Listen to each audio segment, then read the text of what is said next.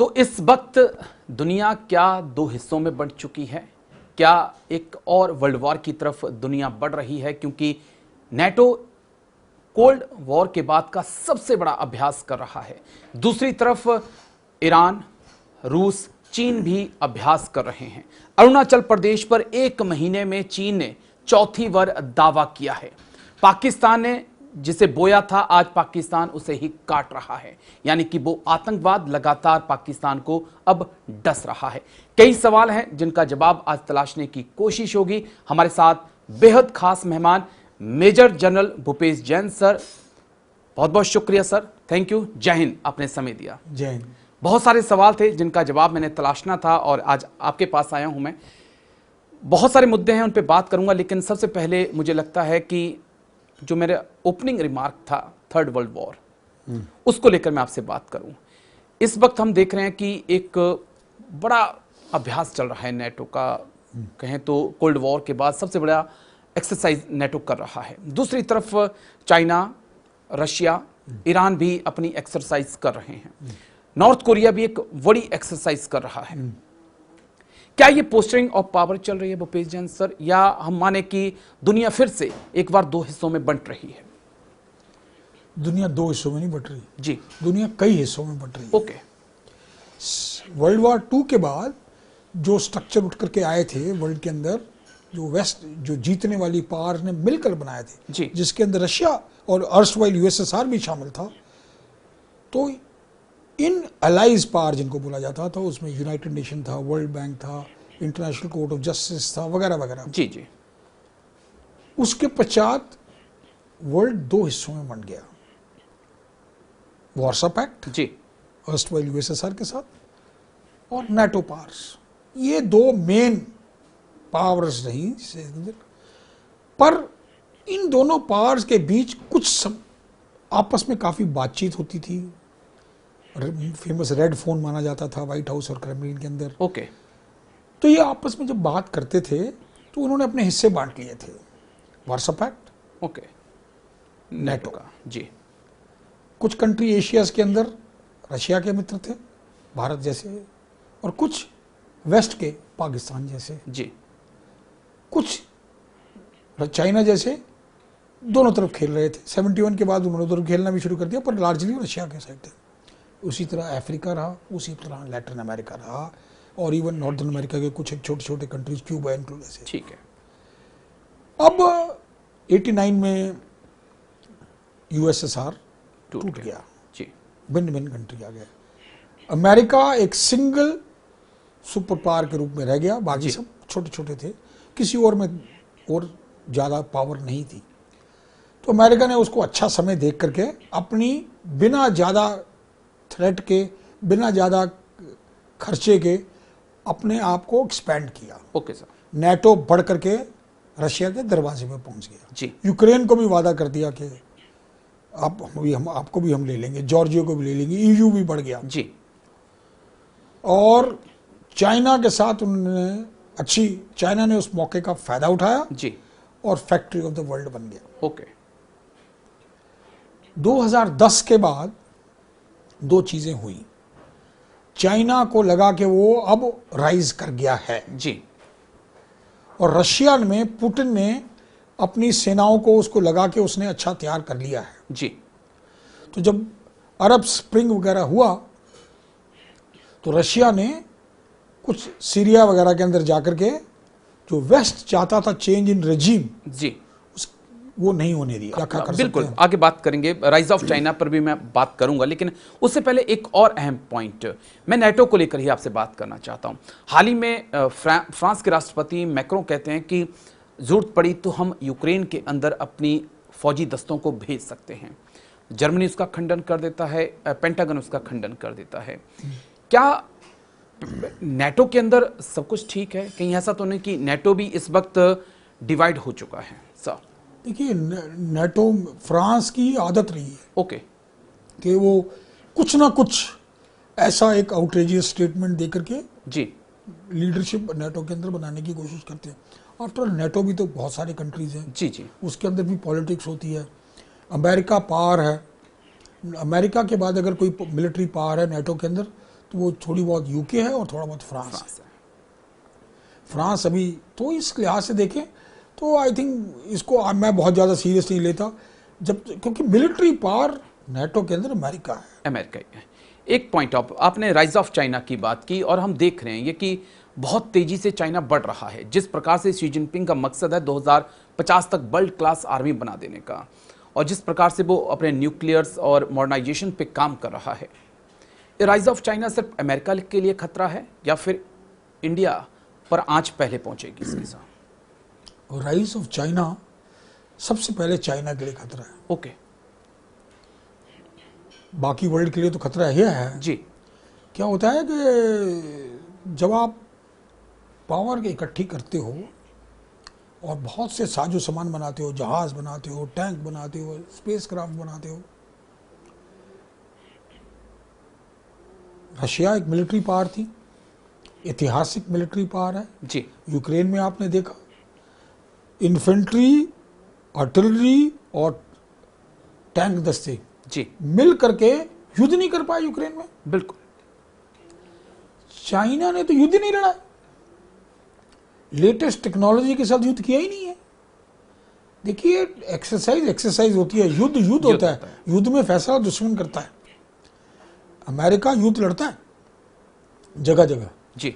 सो क्या हो जाता है कि इतने सारे अपने टैंक, गाड़ियां और जहाज और एरोप्लेन देख करके चाइना को लगेगा हम तो सबको पकड़ लेंगे। जी। वियतनाम उनको एक बार सबक सिखा चुका है।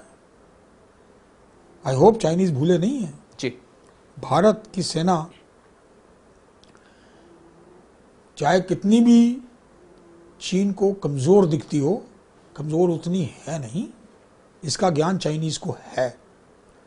67 को याद कर ले, 62 खत्म गया जी। सुमद्रांगचो में देख ले, जब सुंदर जी चीफ थे। अभी भी गलवान में छोटा सा इंसिडेंट हुआ। तो मेरे विचार से ठीक है, वो पावर ग्रेड कर रहे हैं, वो अपना इन्फ्लुएंस बढ़ाना चाहते हैं, वो आगे बढ़ना चाहते हैं, वो कोशिश कर रहे हैं। पर क्या होगा मुझे इतनी कोई घबराहट नहीं है उससे। 2-3 पॉइंट हैं सर, क्योंकि मैं चीन से ही जुड़े हुए आपसे बात कर रहा हूं। तो हाल ही में हमने ताइवान के साथ चीन का तनाव देखा है। अरुणाचल प्रदेश, लद्दाख के ऊपर लगातार वो दावा कर रहा है। फिलीपींस के साथ भी चीन का तनाव चल रहा है। हमारे विदेश मंत्री भी वहां पर थे, उन्होंने कहा कि हम फिलीपींस के संप्रभुता के साथ खड़े हैं। तो किस प्रकार से देखें कि क्या वाकई में जो पड़ोसी हैं, उसमें मैं फिलीपींस की बात करूं, वियतनाम की बात करूं, जापान की बात करूं, ताइवान की बात करूं, हिंदुस्तान की बात करूं, एक इनके लिए बड़ा खतरा चीन बन रहा है या नहीं? बन रहा है, बिल्कुल बन रहा है। सिंपल जवाब है तो यस, बन रहा है, इसमें कोई दो राय नहीं है। तो उसकी काट के लिए फिर देश ये क्या कर रहे हैं सर? देखिए चीन जो है उसका जो मेन जो फोकस है वो है United states of America. Okay. ये वहां पर पहुंचना चाहता है उसकी जगह पर, और वो वहां से उसको अपदस्थ करना चाहता है। और वो इन सब चीजों के लिए उसको जो छोटे अड़ोस पड़ोस में हैं उनको धमका करके साइड में अपनी तरफ बिठाना है या उनको चुप कराना है। ठीक है। और उसका तरीका है डंडा से वो इस्तेमाल कर रहा है जी। क्योंकि चीन को साउथ चाइना सी से निकलना है, ओके, पैसिफिक को डोमिनेट करना है। अटलांटिक तो बहुत दूर है, तो वो कोशिश कर रहा है फिलीपींस को डराने की, इंडिया को दबाने की, ओके, इग्नोर करने की। अभी अभी उन्होंने ग्लोबल टाइम ने एक आर्टिकल कुछ घंटे पहले निकाला है कि इंडिया बहुत बड़ी गलती कर रहा है साउथ चाइना सी के अंदर दखल अंदाजी करने के लिए। जी। मैं ये एक जो है पावर स्ट्रगल कहते हैं ना जिसको, जियो पॉलिटिक्स की, वो चल रही है। ओके। तो कोई एक्शन चीन लेगा, काउंटर एक्शन होगा, उसका काउंटर चीन करेगा। पर चीन का जो एम है ना, इंडिया, फिलीपींस वगैरह नहीं है जी। उनके दो मेन एम हैं। पहला ताइवान को अपने पास लाना। ओके। वो अगर ज्योग्राफी देखो तो सीधा क्लियर हो जाएगा, तभी वो पैसिफिक से बाहर निकलेगा। जी। उसको अपने पास लाए बगैर उसका बेड़े जो है खतरे में है। जी। और वहां से निकलेगा तो फिर जाकर के वो जो है अमेरिका को उसकी पावर से अपदस्थ कर सकता है। ओके। तो दो में एम है, बाकी सब उनको अगर वो उनके फोकस पे चलेगा वो बस। एक पॉइंट आपने बड़ा अहम कहा इंडिया को लेकर, लेकिन मैं अगर समझना चाहूं आपसे, जिस प्रकार से वियतनाम माफ करिए, लेकिन जिस प्रकार से मालदीव के अंदर चीन की मौजूदगी बड़ी है, जिस प्रकार से बांग्लादेश के कॉक्स बाजार में चीन की मौजूदगी है, भूटान के साथ वो रिश्तों को ठीक करने में लगा है, नेपाल के प्रधानमंत्री आने वाले वक्त में फिर एक बार चाइना की यात्रा कर सकते हैं, श्रीलंका के अंदर हम देख रहे हैं, पाकिस्तान में देख रहे हैं, जिबूती में हम देख रहे हैं। तो ये जो चारों तरफ चीन बैठ रहा है, क्या ये भारत को एक उलझाने का तरीका है ताकि फोकस जो है वो अमेरिका पे किया जा सके, या कुछ और प्लानिंग है सर? पिछले सवाल के जो पॉइंट बताए थे मैंने जी, पहला ताइवान, दूसरा अमेरिका। हर और एक्शन जो चीन का है वो एड्रेस कर रहा है कि भारत जो कि एक साइजेबल पावर उभर करके आ रही है जी, अगर वो अमेरिका अगर इन सब चीज़ों में उलझी रहती है तो वो अमेरिका के साथ उसको काउंटर करने का, चीन को काउंटर करने का नहीं सोच पाएगी। वो इंडिया को जैसे पहले पाकिस्तान के साथ उलझा रखा था, अब पाकिस्तान नहीं रहा काबिल इंडिया को उलझाने का जी, तो उसने म्यांमार, बांग्लादेश, श्रीलंका, मालदीव्स, नेपाल, सब जगह में एक्शन ले रहा है। किसी तरह इंडिया उलझा रहा है। इंडिया का क्या काम है इसके अंदर? इन सब चीज़ों को मैनेज करना है, अपनी ग्रोथ के ऊपर भी फोकस करना है, और वर्ल्ड के अंदर एक गेम इस प्रकार से खेलना है ताकि पूरा मगरब, गल्फ से लेकर के वेस्ट एशिया तक वहाँ अपना इन्फ्लुएंस बढ़ाना है। यूरोप के साथ अपने रिलेशनशिप इकोनॉमिक बढ़ाने हैं, जैसे अभी 4 देशों 5 देशों के साथ फ्री ट्रेड एग्रीमेंट किया इंडिया ने जी। अमेरिका के साथ अपनी रिलेशनशिप टेक्नोलॉजी एक्वायर करने की रखनी है। तो ये सब कार्रवाई एक साथ करनी पड़ेगी, क्योंकि इंडो पैसिफिक में चीन बहुत तेजी से अपने हाथ पैर फैला रहा है। उसे हम किस प्रकार से देखें, क्योंकि चीन के पास इस वक्त दुनिया की सबसे बड़ी नेवी है, और जो खबरें आ रही हैं वो ये बता रही हैं कि चीन 3rd वॉरशिप पे भी काम कर रहा है, कई सबमरीन इस वक्त बना रहा है, और चीन की कोशिश है कि अपनी नेवी को ब्लू वाटर नेवी के तौर पर वो तैयार करे।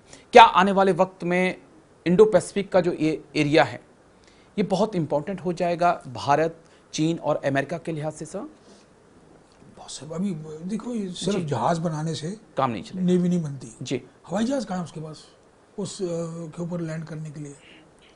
अभी भी जो हवाई जहाज जिसको वो यूज कर रहा है जी, उसके अंदर पूरा असला, और वो इतने भारी हैं जी, उनके पास प्रॉपर फाइटर जो है जो नहीं है शिप के ऊपर बना के लिए बना नहीं पाया अभी तक। अभी भी जहाज़ों के इंजन वो के लिए उनको रशिया की मदद चाहिए जी। सो चीन देखिए मीडिया के अंदर बड़ी अच्छी सी बनाता है। एक चीन हाँ नेवी के कुछ जहाज इंडियन ओशन में ला सकता है जी, पर क्या वो अपनी शिप्स के आकर के सी कंट्रोल कर सकता है इंडो पैसिफिक इंडियन ओशन के अंदर? नहीं। उसे तो अमेरिका छोड़ो, इंडियन नेवी सॉर्ट आउट कर देगी। अभी MQ-9 रीपर ड्रोन की भी बात चल रही है कि वो आने वाले हैं, ट्रांसफर ऑफ टेक्नोलॉजी की भी बात चल रही है।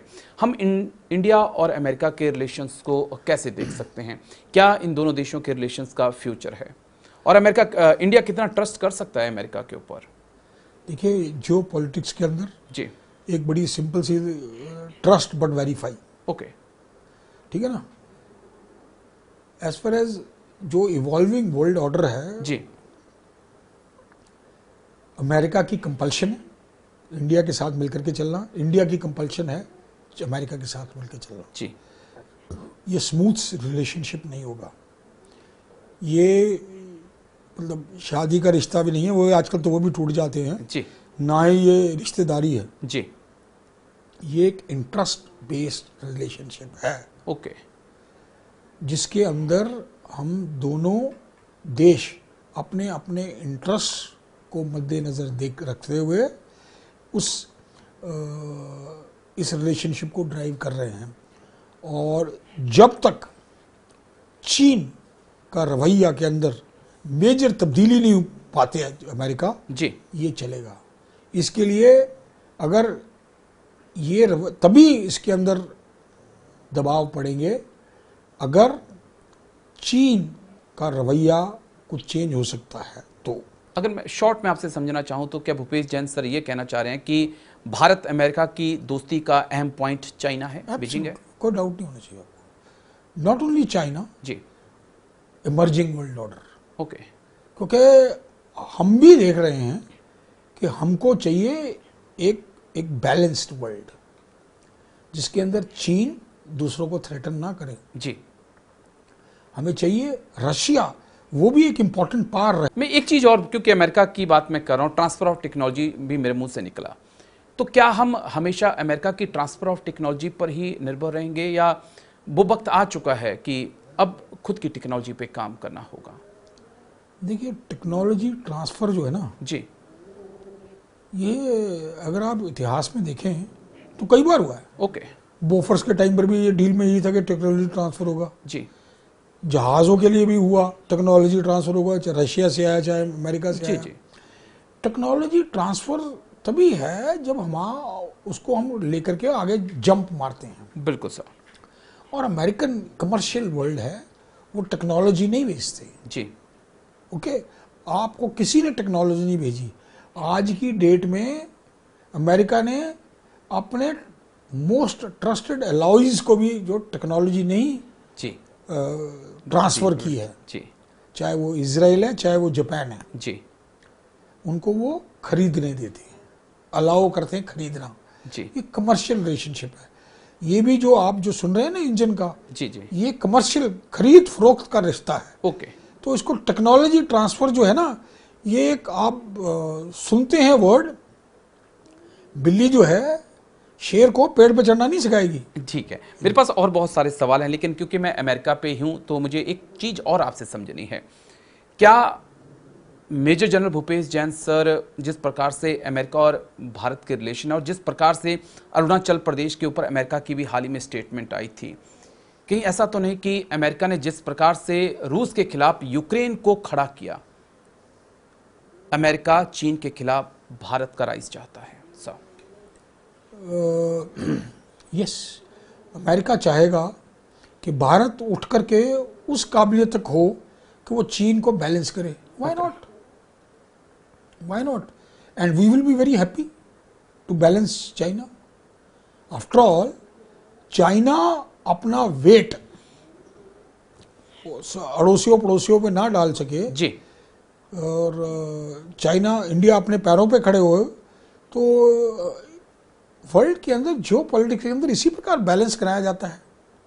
आप हमेशा किसी को खड़ा करते हो दूसरे के खिलाफ, जी, ठीक है ना, ये तो पॉलिटिक्स है। मैंने अभी आपको बता रहा था, ये तो war is politics by another means. जी, तो जब एक पॉलिटिशियन दूसरे पॉलिटिशियन के साथ compete करता है तो उसके वोट काटने के लिए किसी को खड़ा करता है कि नहीं करता है? बिल्कुल। वही है, डाउट क्या है इसमें? जब से भारत अमेरिका के रिश्तों की चर्चा होती है तो रूस को लेकर आजकल चर्चाएं कम हो गई हैं। इंडिया और रशिया के रिलेशन को आप कैसे देखेंगे? देखो कि भारत की सेना जी, तो 75% जो हमारा इक्विपमेंट है वो रशियन ओरिजिन का है। बिल्कुल सर। देखिए, और भारत का रशिया के साथ बहुत पुराना गहरा रिश्ता है। रशिया हमारी सपोर्ट में हमेशा खड़ा रहा है, पहली बात। दूसरी बात, रशिया एक मिलिट्री पावर अभी भी है। जी, तीसरी बात, रशिया साइजेबल रीजनल पावर है। जी, चौथी बात, रशिया का साइज 11 टाइम जोन में चलता है, ओके, भयंकर है। तो अगर देखें, इंडिया नहीं चाहेगा कि रशिया का रिश्ता जो वेस्ट के साथ खराब हो गया है और उसको चाइना के साथ मिलना पड़ा है, वो बिल्कुल चाइना की गोदी में जाके बैठ जाए। जी, भारत चाहेगा, और ये भारत के इंटरेस्ट में है और वेस्ट के इंटरेस्ट में भी है, अमेरिका का और यूरोप के इंटरेस्ट में भी है। जैसे रूस के राष्ट्रपति पुतिन इलेक्शन जीतते हैं, फिर से वो राष्ट्रपति बन जाते हैं, तो वो उनका जो पहला स्टेटमेंट था, उनसे पूछा गया कि आप अब पहली यात्रा किस देश की करेंगे, तो वो कहते हैं कि मैं बीजिंग जाने पर विचार कर रहा हूं, हो सकता है कि मई के महीने में उनकी यात्रा हो जाए। क्या ये इंडिकेट नहीं कर रहा है कि रूस और चीन बहुत नजदीक आ चुके हैं और इनकी ये जो नजदीकी है, ये क्या भारत के लिए टेंशन वाली बात नहीं? यहाँ वो इंडिकेट कर रहा है जी, वेस्ट को कि अगर तुम नहीं सुधरोगे तो मैं चीन की गोदी में जाके बैठ जाऊंगा, जी। Which will not be in your interest. गोदी में बैठने से पुतिन को डर लगता है। Russia is worried, okay, Russia understands and that is, इसीलिए वो भारत का हाथ पकड़ के रखता है अपने सारे चाइनीज डीलिंग में। जी, जब चाइना का गलवान इंसिडेंट हुआ था तो रशिया ने कोशिश की थी किसी तरह से ये सिचुएशन सॉल्व हो जाए। ठीक। पाकिस्तान के अंदर बहुत कुछ इस वक्त देख रहे हैं होता हुआ, खासकर हमने हाल ही में 2 मिलिटेंट अटैक देखे हैं जहां पर उनके नेवल बेस पे अटैक होता है और दूसरे दिन जो है एक अटैक और होता है जहां पर 5 चीनी इंजीनियर जो हैं उनकी डेथ होती है। किस प्रकार से हम देखें, क्योंकि तालिबान के साथ पाकिस्तान का तनाव चल रहा है, ईरान एयर स्ट्राइक कर चुका है, भारत के साथ तो कई कहें तो दशकों से तनाव है ही। हम पाकिस्तान की जो मौजूदा हालात हैं और जो जनरल मुनीर हैं जिन्होंने सारी पावर को अपने हाथ में ले रखा है, कैसे देखें, क्या फ्यूचर देख रहे हैं आगे पाकिस्तान का? पाकिस्तान ऐसे ही चलता रहेगा जी। पाकिस्तान का अगर इतिहास देखें तो उन्होंने कुछ एक डिसीजंस लिए हैं जी। उनका, to be a front line state, okay. चाहे वो रशिया के खिलाफ था, चाहे वो अमेरिका के खिलाफ था, जी। चाहे वो अमेरिका के साथ था, चाहे वो चाइना के साथ उनकी पहाड़ से ऊंची और समुद्र से गहरी दोस्ती, जी। तो ये उनके अपने फैसले हैं। ओके। बलूचिस्तान का एक्सप्लॉयटेशन, ओके। तो ये जो सब पॉलिसीज हैं वो कई सालों से चली हैं और ये उनका नतीजा है, ये पाकिस्तान के अपने फैसले हैं। अब क्या होता है, ये कुछ इन पॉलिसीज का कुछ अपना ही एक मोमेंटम हो जाता है, जी। आप चाह करके भी उनको चेंज नहीं कर सकते। टॉप 10 आर्मी में पाकिस्तान की आर्मी आती है, लेकिन हम ये देख रहे हैं कि टीटीपी के आगे, बलूच लिबरेशन आर्मी के आगे जनरल मुनीर की फौज के हाथ खड़े हैं। ऐसा कैसे हो गया? और दूसरा पॉइंट जो मैं समझना चाहूँगा कि जब अमेरिका ने अफगानिस्तान को छोड़ा था, 6 बिलियन के वो हथियार वहां पर छोड़ के गया था, तो क्या वो एक प्लानिंग के तहत था कि ये हथियार आने वाले वक्त में तालिबान के पास आए और तालिबान फिर ईरान या पाकिस्तान जैसे देशों को चुनौती दे? क्योंकि यही वो पाकिस्तान है जिसने इस तालिबान को 20 साल अमेरिका से बचा कर रखा था और यही आज इसके सामने चुनौती खड़ी कर रहा है। तो क्या वो अमेरिका की भी एक सोची समझी साजिश थी? कैसे देखेंगे? मेरे ख्याल से अमेरिका जी। अफगानिस्तान से ऐसे भागा है जैसे सिर पे पैर रख करके कोई चोर भागता है। ओके। तो मेरा नहीं ख्याल कि अमेरिका की कोई प्लानिंग थी। उनके बहुत ही शॉडी, बहुत ही पुअरली इन्होंने एंड में जो है अपना विड्रॉल किया है जी। और इसीलिए उसके ऊपर ज़्यादा बातचीत नहीं की जाती। बहुत शर्मनाक तरीके से आए हैं वहाँ। लेकिन किस प्रकार से मुनीर की आर्मी को आप कैसे देखेंगे? अब क्योंकि हाल ही में एक वीडियो आया जहां पर टीटीपी के आतंकियों के आगे या कहें तालिबान के आगे 100 से ज़्यादा पाकिस्तान के सोल्जर ने सरेंडर कर दिया। करते हैं क्योंकि उस इलाके के अंदर टीटीपी का रोल है, उनके पूरे मुखबिर इनको बता देते हैं क्या होता है जी। और ये हालात सच्चे हैं और इसके बारे में कुछ किया चलिए, नहीं जो है। वो या वो पाकिस्तान काट रहा है, पाकिस्तान लेकिन काट रहा एक आखिरी सवाल और बड़ा इंपॉर्टेंट सवाल सर, इंडियन आर्मी के लिहाज से 2 बड़ी वॉर चल रही हैं इस वक्त, इजराइल हमास के बीच, रूस यूक्रेन के बीच, अर्मीनिया अजरबैजान की वॉर भी हम देख चुके हैं। अगर मैं सर से समझना चाहूं कि इन 3 वॉर से भारतीय आर्मी ने, इंडियन आर्मी ने क्या कुछ सीखा है और क्या कुछ सीखने की जरूरत है? सबसे पहले तो मैं बोलूँगा भारत ने क्या सीखा है। ओके। और उसके लेसन फिर आर्मी को इम्प्लीमेंट करने होंगे। सबसे पहला कि जब तक आपके पास डोमेस्टिक एबिलिटी नहीं है जी। आप बाहर से खरीदे हुए साजो सामान और इक्विपमेंट से युद्ध नहीं लड़ सकते। यूक्रेन को देख लीजिए, जी। इजराइल को देख लीजिए। जिस दिन अमेरिका ने स्विच ऑफ कर दिया, बिल्कुल सर, खत्म है, थैंक यू हो जाएगा, नहीं युद्ध कर पाएंगे, उनको जरूरत है, उनके पास इतनी एबिलिटी नहीं है। जी। तो भारत के लिए सबसे बड़ा सबक है, जब तक आप ये डोमेस्टिक एबिलिटी नहीं क्रिएट करते हो आप सेफ नहीं हो। जी। आप अपने आप को बचा नहीं सकेंगे। कोई नई आपको ऑर्गेनाइजेशन खड़ी करनी है ड्रोन को लाने के लिए या आईटी को कोई ट्रेड बनाना है, जी चलती रहेंगी फाइलें ऊपर नीचे, बिल्कुल 20-20, 25-25 साल। मैं अपने एक्सपीरियंस से बता सकता हूं, ट्रेनिंग एमुनेशन के कोटास को, जो ट्रेनिंग के लिए मिलते हैं जवानों बिल्कुल को, उनको चेंज करने के लिए फाइल, जब मैं आर्मी हेडक्वार्टर में था तो 17 साल से चल रही थी और अभी तक फैसला नहीं हुआ था, अभी तक चल ही रही थी ओके कि हम 20 राउंड देंगे या 30 राउंड देंगे। मंडी इन चीज़ों का फैसला नहीं होता। शुक्रिया आपका major general Bhupesh Jain sir, बहुत बहुत शुक्रिया, आपने समय दिया और तमाम पहलुओं को इतनी बारीकी से समझाया। तो ये थे आज हमारे साथ major general Bhupesh Jain sir, जिन्होंने बहुत अहम बात कही। एक अंतिम पॉइंट बहुत अहम था कि दुनिया बहुत तेजी से बदल रही है, धीरे धीरे से ही, लेकिन दुनिया एक जंग की तरफ बढ़ रही है और तमाम देश उसकी तैयारियों में लगे हुए हैं और कुछ इसी प्रकार की तैयारियां भारत भी कर रहा है, ताकि अगर आने वाले वक्त में भारत के ऊपर आंच आए तो भारत उसका मुंह तोड़ जवाब दे सके। तो आज मेरे साथ डिफेंस टॉक में इतना ही, अगले हफ्ते फिर होगी मुलाकात, दीजिए इजाजत, नमस्कार।